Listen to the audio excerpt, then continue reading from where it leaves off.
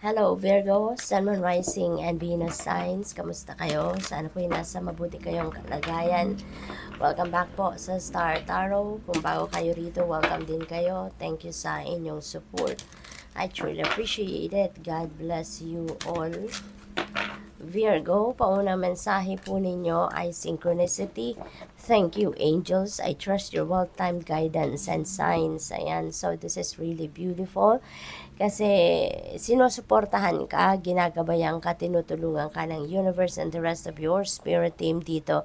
Lalo-lalo na ng iyong mga angels. You're being sent signs, symbols, and synchronicities to guide you, no, on how you're going to navigate your circumstances at this time. Maaari din na ang tawag dito, nagdadasal din kayo for guidance, kaya nandiyan yung mga signs, symbols, and synchronicities, or probably, kailangan ninyo ngayon ng gabay, no? Kaya, nagbibigay ang mga angels and the rest of your spirit team ng mga guidance sa inyo. Healthy choices. Thank you, angels, for guiding me to make healthy decisions.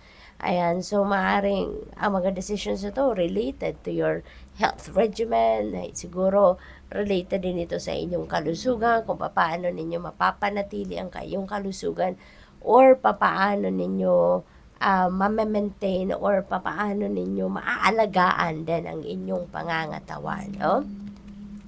Open your heart, Archangel Samuel. Thank you, Samuel, for removing the barriers around my heart. Ayan, wow, napakaganda. Kasi parang your heart is expanding sa ngayon. Mas siguro nagkakaroon na kayo ngayon ng pakiramdam na kailangan na ninyong magpatawad, kailangan na ninyong i-release kung ano man ang nakakasagabal, no, sa inyong pag-move on sa buhay. Maaring meron ditong nag-hold back sa inyo in the past, kaya hindi kayo malayang magsaya, 'di ba? Pero ngayon, feels like you're opening your heart na, at tatanggalin nyo na kung ano man yung nagpipigil sa inyo para kayo ay totally maging masaya na. Spiritual gifts, Archangel Raziel. Thank you, Raziel, for helping me channel my gifts and talents. Ayan, so tutulungan na kayo ngayon ni Archangel Raziel para ang tawag dito, maipadaman nyo na ngayon, or magamit nyo na, yung ganun, magamit nyo na ngayon yung inyong talents and gifts, no? At maaari din na meron ng calling sa inyo, Virgo, para mag-step into your purpose na kayo, no? Kasi maaaring yung mission niyo sa buhay sa ngayon, yung purpose niyo in life is to be of service to people, no? To many, using your gifts and talents, no? What else we have? Clear your vibes.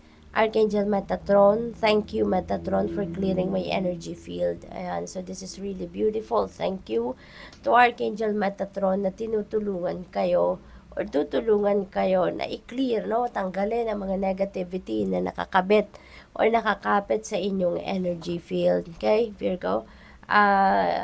Archangel Metatron is helping you to clear your vibes, is helping you to clear your energy field.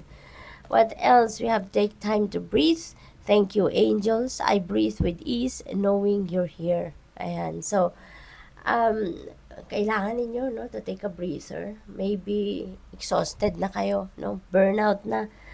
Siguro ang karamihan sa inyo, Virgo, maybe you have a lot of things, no, na inaasikaso. You have a lot of things na kailangan gampanan, siguro, obligasyon, responsibilidad, ano? At kaya, kailangan na ninyo ngayon na mag-step back muna ng kahit saglit lang. Sa kung ano man ang pinagkakabisingan ninyo, pinagkakaabalahan, so that you can have time to breathe, no? Para magkaroon kayo ng pagkakataon na makapag ano man lang, self-care, no?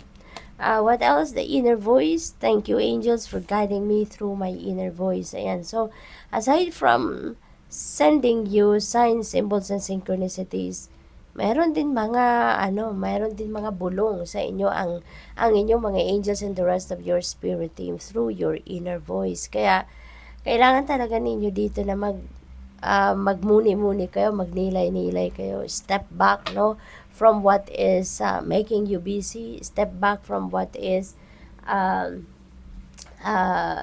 kung ano yung kumukuha ng inyong oras, panahon at atensyon. Step back muna kayo ng kahit saglit lang. Pakinggan ninyo yung inyong sarili.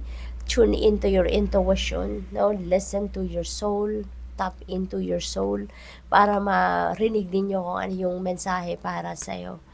Take a step back, and thank you, angels, for helping me to step back from what's not serving me. Ayan, this is really good, no? Kasi mayroong mga pagbabagong gagawin kayo sa buhay ninyo sa ngayon. You're going to step back from what is not serving you. Mga tao, sitwasyon, bagay, no, na hindi na nagsiserve ng inyong best interest, hindi nagsiserve ng inyong highest good, tatalikuran nyo na yan sa ngayon. Parang mag-overhaul kayo ng buhay ninyo sa ngayon. Marami kayong mga bagay na gagawin sa ngayon that is going to create, no, a change, major change sa buhay ninyo. So, good luck. Thank you for watching. Love and light. Namaste.